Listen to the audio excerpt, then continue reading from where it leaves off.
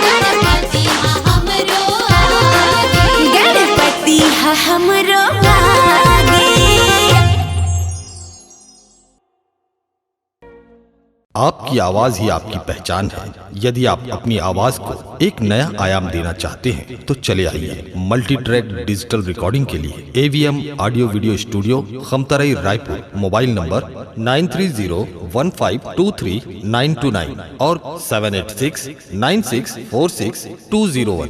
यदि आप नए एवं पुराने गीत सुनना चाहते हैं तो avmgana.com में जाकर गाना फ्री डाउनलोड करें और YouTube चैनल में AVM गाना और KK कैसेट्स को सब्सक्राइब करें।